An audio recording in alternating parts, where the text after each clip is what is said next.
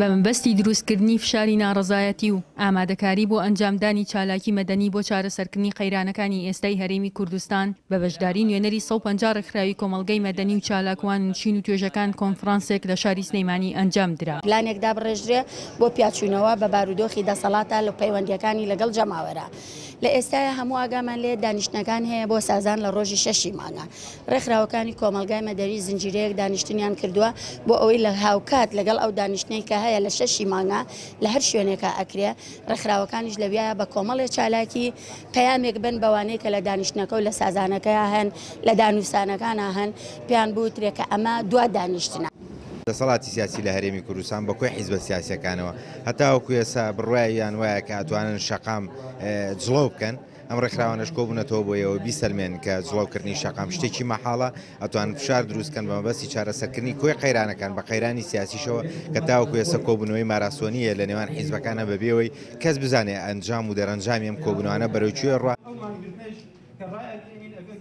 بەشداربووانی کۆنفرانسەکە ئاماژە بۆ ئەوە دەکەن پێشنیاری جیاوازەیە بۆ جۆری ئەو چالاکیی کەوا بڕیارە ئەنجام بدرێت بۆ چارەسەرکردنی قەیرانەکان.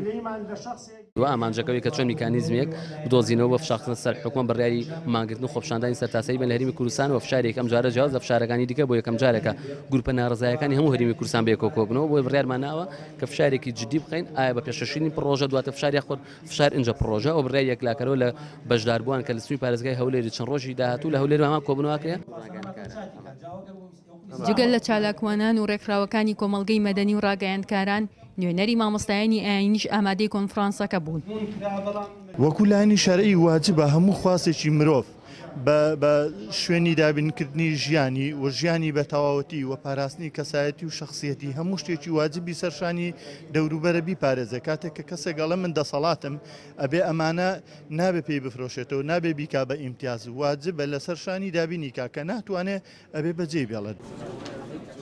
جێی باسە کۆنفرانسەکە بە بەشداری زیاتر لە 150 ڕێکخراو و چالاکوانی کۆمەڵگەی مەدەنی و ڕاگەیاندکار و ڕۆشنبیران و مامۆستایانی ئاینی شارەکانی سلەیمانی و گەرمیان و هەڵەبجە و ڕانیا لە هۆڵی هۆتێل پەرێژ لە شاری سلەیمانی ئەنجام درا و وا بڕیارە ڕۆژانی داهاتوو هەمان کۆنفرانس بۆ هەمان مەبەست لە شاری هەولێر و دووهۆک بە بەشداری ڕێکخراوەکانی کۆمەڵگەی مەدەنی و چین و توێژە جیاوازەکانی ئەو دوو شارە لە دوو کاتی جیاوازدا ئەنجام بدرێت. ژیار محەممەد، دەنگی ئەمریکا، سلێمانی.